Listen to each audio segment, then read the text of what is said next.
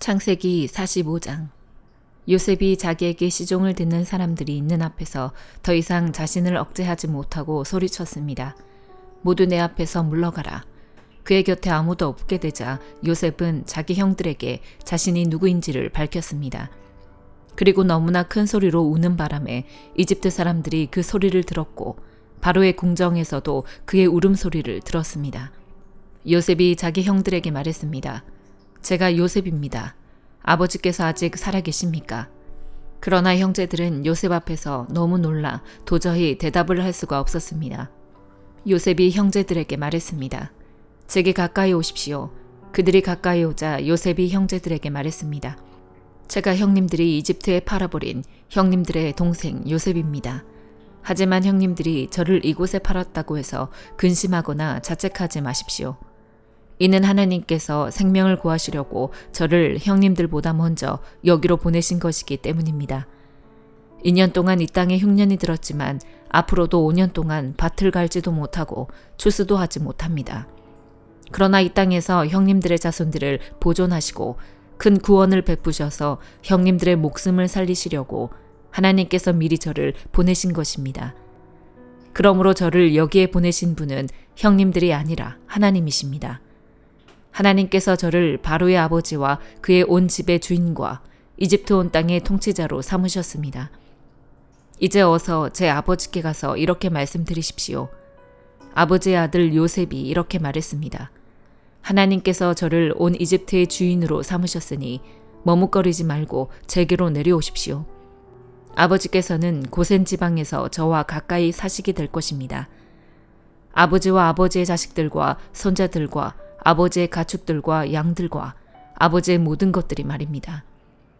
아직도 흉년이 5년 더 남았으니 제가 아버지를 복량하겠습니다. 그러지 않으면 아버지와 아버지의 지방과 아버지께 속한 모든 사람들이 다 가난에 처하게 될 것입니다. 라고 말입니다. 형님들과 제 동생 베냐민이 보는 대로 지금 말하고 있는 제가 바로 요셉입니다. 형님들은 제가 이집트에서 누리고 있는 모든 영광과 형님들이 본 모든 것을 제 아버지께 전해 주십시오.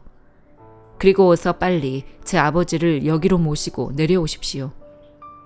요셉은 자기 동생 베냐민의 목을 끌어안고 울었습니다. 베냐민도 요셉의 목을 끌어안고 울었습니다. 요셉은 모든 형제들에게 입을 맞추고 울었습니다. 그런 후에야 그의 형들이 그와 이야기를 했습니다. 요셉의 형제들이 왔다는 소식이 바로의 궁전에까지 들어가자 바로와 그의 신하들이 다 기뻐했습니다. 바로가 요셉에게 말했습니다. 네 형제들에게 이렇게 이르도록 하여라. 형님들의 짐승에 짐을 싣고 가나안 땅으로 돌아가서 형님들의 아버지와 식구들을 제게로 데려오십시오. 그러면 제가 이집트 땅에서 가장 좋은 땅을 형님들에게 드릴 것이며 형님들이 이 땅의 가장 좋은 것들을 누릴 수 있을 것입니다. 라고 말이다. 또한 이렇게 이르도록 하여라. 자, 이렇게 하십시오. 형님들의 자식들과 아내들을 위해 이집트에서 수레를 갖고 가서 아버지를 모시고 오십시오. 현재 갖고 있는 물건들은 신경 쓰지 말고 오십시오. 온 이집트의 가장 좋은 것들이 형님들의 것입니다. 라고 말이다. 그리하여 이스라엘의 아들들은 그대로 행했습니다. 요셉은 바로의 명령대로 그들에게 수레들을 주고 여행길에 먹을 양식도 주었습니다. 또한 요셉이 그들에게 새 옷을 주었는데 특히 베냐민에게는 은 300개와 옷 5벌을 주었습니다. 자기 아버지를 위해서 요셉은 이집트의 좋은 물건들을 실은 나귀 10마리와 여행길에 먹을 곡식과 빵과 다른 양식들을 실은 암나귀 10마리를 보냈습니다. 그리고 요셉은 그의 형제들을 떠나보냈습니다. 그들이 떠나려고 할 때 요셉은 가는 길에 서로 다투지 마십시오라고 말했습니다. 이렇게 해서 형제들이 이집트에서 가나안 땅에 있는 아버지 야곱에게로 왔습니다. 그들이 야곱에게 말했습니다. 요셉이 아직 살아있으며 온 이집트를 다스리고 있습니다. 야곱은 심장이 멈추는 듯 했습니다. 그는 아들들의 말을 믿을 수가 없었습니다. 그러나 요셉이 형들에게 했던 말들을 아들들에게 전해 듣고 요셉이 자기를 데려오라고 보낸 수레를 보고서야 그들의 아버지 야곱이 제정신이 들었습니다. 이스라엘이 말했습니다. 이제 됐다. 내 아들 요셉이 아직 살아있다니. 내가 가겠다. 그리고 죽기 전에 가서 그를 보겠다. 마가복음 15장. 새벽이 되자 곧 대제사장들은 장로들과 율법학자들과 온 공회원들과 함께 회의를 소집했습니다. 그리고 그들은 예수를 묶어 끌고 가서 빌라도에게 넘겨주었습니다. 빌라도가 물었습니다. 네가 유대 사람의 왕이냐? 예수께서 대답하셨습니다. 그렇다. 네가 말한 대로다. 대제사장들은 여러 가지로 예수를 고소했습니다. 그러자 빌라도가 다시 예수께 물었습니다. 저 사람들이 너를 여러 가지로 고소하고 있는데 대답할 말이 없느냐? 그러나 예수께서는 더 이상 아무 대답을 하지 않으셨습니다. 그래서 빌라도는 이상히 여겼습니다. 명절이 되면 백성들이 요구하는 죄수 하나를 풀어주는 관례가 있었습니다. 그런데 폭동 때 살인한 죄로 감옥에 갇힌 반란자들 가운데 바라바라는 사람이 있었습니다. 군중들은 빌라도에게 관례대로 죄수 하나를 석방해 달라고 요구했습니다. 빌라도가 물었습니다. 너희는 내가 유대 사람의 왕을 풀어주기를 바라느냐? 그는 대제사장들이 예수를 시기해서 자기에게 넘겨준 것을 알고 있었습니다. 그러자 대제사장들은 군중들을 선동해 오히려 바라바를 대신 풀어줄 것을 요구했습니다. 빌라도가 그들에게 물었습니다. 그렇다면 이 유대 사람의 왕이라는 사람을 내가 어떻게 하면 좋겠느냐? 사람들이 소리 질렀습니다. 십자가에 못 박으시오. 빌라도가 물었습니다. 도대체 그가 무슨 죄를 지었다고 그러느냐? 그러나 그들은 더 큰 소리로 외쳤습니다. 십자가에 못 박으시오. 그래서 빌라도는 군중들의 비위를 맞추려고 바라바를 풀어주었습니다. 빌라도는 예수를 채찍질한 다음 십자가에 못 박도록 넘겨주었습니다. 군인들은 예수를 총독 관저 안에 있는 뜰 안으로 끌고 갔습니다. 그리고 그들은 온 부대를 집합시켰습니다. 그들은 예수에게 자주색 옷을 입히고 가시관을 엮어 그 머리에 씌웠습니다. 그러고는 예수께 유대 사람의 왕 만세라고 인사하기 시작했습니다. 그들은 갈대로 예수의 머리를 계속 때리고 예수께 침을 뱉고 무릎 꿇고 절을 했습니다. 예수를 이렇게 조롱한 후에 자주색 옷을 벗기고 예수의 옷을 도로 입혔습니다. 그러고는 십자가에 못 박으려고 예수를 끌고 나갔습니다. 어떤 사람이 시골에서 오는 길에 그곳을 지나고 있었습니다. 그는 알렉산더와 루포의 아버지인 구레네 사람 시몬이었습니다. 그들은 시몬에게 예수께서 지고 있던 십자가를 강제로 지고 가게 했습니다. 군인들은 예수를 골고다라는 곳까지 끌고 갔습니다. 골고다는 해골의 장소라는 뜻입니다. 그들은 모략을 탄 포도주를 예수께 주었습니다.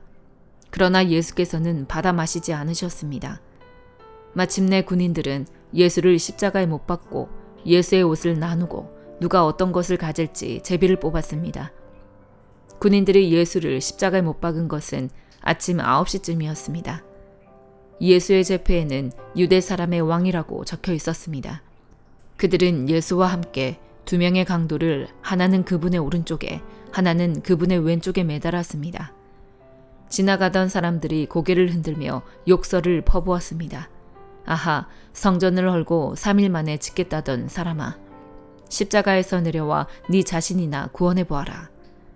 대제사장들도 율법학자들과 함께 예수를 조롱하며 자기들끼리 말했습니다. 남을 구원한다더니 정작 자기 자신은 구원하지 못하는군. 그리스도 이스라엘 왕아, 십자가에서 내려와 보아라. 우리가 보고 믿도록 해 보아라. 함께 십자가에 매달린 두 사람도 예수를 모욕했습니다. 난 12시가 되자 온 땅에 어둠이 뒤덮이더니 오후 3시까지 계속됐습니다. 오후 3시가 되자 예수께서 큰 소리로 부르짖으셨습니다. 엘리 엘리 라마 사박다니. 이 말은 내 하나님 어째서 나를 버리셨습니까? 라는 뜻입니다. 가까이 서 있던 몇 사람들이 이 소리를 듣고 말했습니다. 들어보라, 저 사람이 엘리야를 부른다.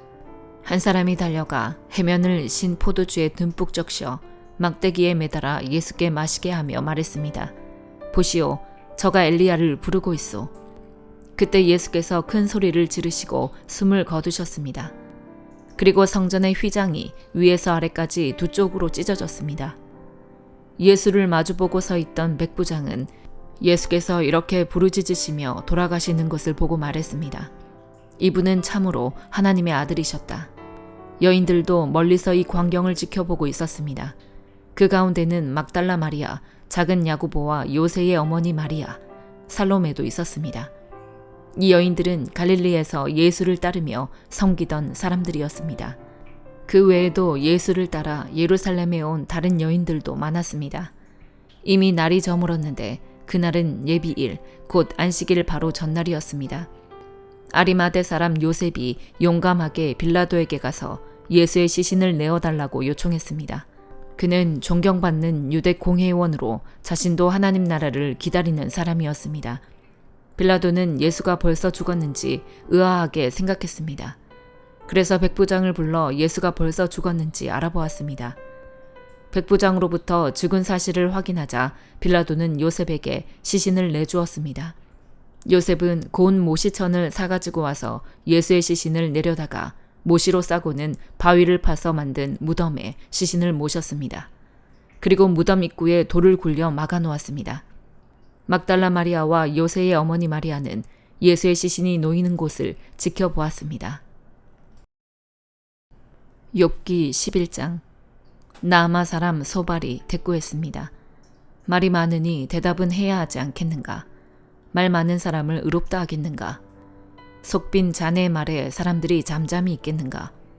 자네가 비아냥거리는데 자네를 망신 줄 사람이 없겠는가? 자네가 내 주장은 순수하고 나는 주가 보시기에 깨끗합니다 하는군.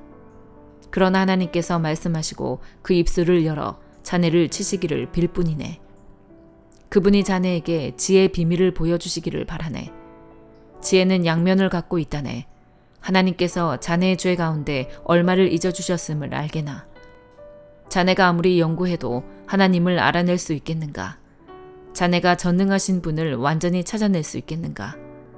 하늘보다 높은데 자네가 무엇을 할 수 있겠는가? 지하세계보다 깊은데 자네가 무엇을 할 수 있겠는가? 재보자면 땅보다 길고 바다보다 넓단 말일세. 그분이 두루 다니시며 사람을 잡아서 재판을 여시면 누가 그분을 막을 수 있겠는가? 그분은 허황된 생각을 하는 사람들을 알아보시는데 악을 보고 분간하지 못하시겠는가? 미련한 사람이 지혜로워지기를 기다리느니 차라리 들나귀가 사람 낳기를 기다리는 게 나을 걸세. 그러나 만약 자네가 마음을 다잡고 그분께 자네의 손을 뻗으면, 만약 자네의 손에 있는 죄를 치워버리고 어떤 악도 자네의 장막 안에 있지 못하게 하면 자네가 흠없이 얼굴을 들 수 있을 걸세. 자네가 굳게 서서 두려워하지 않을 걸세. 자네가 고난을 잊어버릴 것이니 기억하더라도 고작 흘러간 물 같을 걸세. 그리고 자네의 나날들이 정오의 빛보다 환할 것이고 어둠은 아침같이 밝아질 걸세. 자네는 이제 괜찮아질 것이네. 아직 희망이 있으니 말이야. 그래, 자신을 잘 추스르고 편히 쉬게 될 걸세. 자네가 누울 때도 아무도 두려움을 주지 않을 것이고 많은 사람이 자네의 비위를 맞추려고 애쓸 것이네. 그러나 악인의 눈은 앞을 보지 못하고 피할 길이 없을 것이며 그 소망은 숨이 끊어지는 것뿐일세. 로마서 15장. 우리 강한 사람들은 마땅히 연약한 사람들의 약점을 감싸주고 자기가 기뻐하는 대로 하지 않도록 해야 합니다. 우리 각 사람은 이웃을 기쁘게 해 선을 이루고 덕을 세워야 합니다. 그리스도께서도 자기를 기쁘게 하지 않으셨습니다. 기록되기를 주를 욕하는 사람들의 그 욕이 내게 미쳤다라고 한 것과 같습니다. 무엇이든지 이전에 기록된 것은 우리에게 교훈을 주기 위해 기록됐습니다. 이는 우리로 하여금 성경이 주는 인내와 위로로 인해 소망을 품게 하려는 것입니다. 이제 인내와 위로의 하나님께서 여러분으로 하여금 그리스도 예수를 본받아 서로 같은 뜻을 품게 하시고 한 마음과 한 입으로 하나님, 곧 우리 주 예수 그리스도의 아버지께 영광을 돌릴 수 있게 해주시기를 빕니다. 그러므로 그리스도께서 하나님의 영광을 위해 우리를 받아주신 것처럼 여러분도 서로 받으십시오. 내가 말하는 것은 이것입니다. 그리스도께서는 하나님의 진실하심을 위해 할례받은 사람의 종이 되셨습니다. 이는 조상에게 주신 약속들을 확증하시고 이방 사람들도 그 긍휼하심을 받아 하나님께 영광 돌리게 하시려는 것입니다. 기록되기를 그러므로 내가 이방 사람들 가운데서 주께 찬양을 드리며 주의 이름을 찬송합니다라고 한 것과 같습니다. 또 말하기를 이방 사람들아 주의 백성과 함께 기뻐하라라고 했고, 또 말하기를 모든 이방 사람들아 주를 찬양하며 모든 백성들아 그를 찬송하라라고 했으며, 또 이사야가 말하기를 이새의 뿌리 곧 이방 사람들을 다스리기 위해 일어나시는 이가 있으리니 이방 사람들이 그 안에 소망을 둘 것이다라고 했습니다. 이제 소망의 하나님께서 여러분의 믿음 생활 가운데 모든 기쁨과 평강을 충만하게 하셔서 성령의 능력으로 소망이 흘러넘치게 하시기를 빕니다. 내 형제들이여, 나는 여러분 자신이 선으로 가득하고 모든 지식이 충만함으로 서로 건면할 수 있으리라고 확신합니다. 그러나 하나님께서 내게 주신 은혜로 인해 여러분에게 몇 가지를 담대하게 쓴 것은 여러분에게 다시 생각나게 하기 위함입니다. 이 은혜는 나로 이방 사람들을 위한 그리스도 예수의 일꾼이 되게 해서 하나님의 복음을 전하는 제사장 직무를 수행하게 하시려는 것입니다. 이로써 이방 사람을 제물로 드리는 일이 성령 안에서 거룩하게 돼서 받으실 만한 것이 되게 하시려는 것입니다. 그러므로 내가 그리스도 예수 안에서 하나님의 일에 대해 자랑할 것이 있습니다. 하지만 그리스도께서 이방 사람들을 순종하게 하시려고 나를 통해 이루신 일 외에는 감히 아무것도 말하지 않겠습니다. 그것은 말과 행동으로, 표적과 기사의 능력으로, 하나님의 성령의 능력으로 이루어졌습니다. 그래서 나는 예루살렘에서 일루리곤까지 두루 다니며 그리스도의 복음을 널리 전파했습니다. 또한 나는 그리스도의 이름을 부르지 않는 곳에 복음 전하기를 열망했습니다. 이는 남의 터 위에 집을 짓지 않으려는 뜻에서였습니다. 기록되기를 주의 소식을 받지 못한 사람들이 볼 것이요 듣지 못한 사람들이 깨닫게 될 것이다 라고 한 것과 같습니다. 그래서 나는 여러분에게 여러 차례 가려고 했으나 길이 막혔습니다. 그러나 이제는 내가 이 지역에서 더 이상 일할 곳이 없고 또 여러 해 동안 여러분을 만나보고 싶은 소원이 있었으므로 내가 스페인에 갈 때 여러분을 방문하려고 합니다.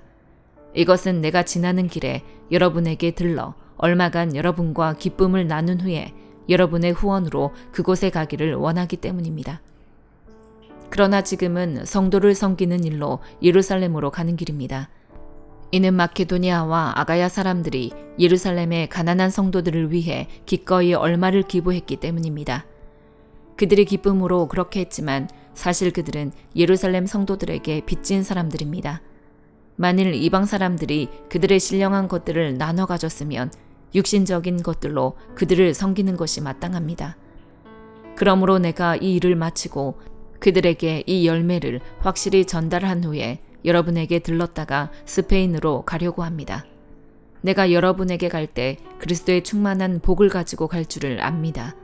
형제들이여, 내가 우리 주 예수 그리스도를 힘입고 성령의 사랑을 힘입어 여러분에게 부탁합니다. 나를 위해 여러분도 나와 함께 하나님께 열심히 기도해 주십시오.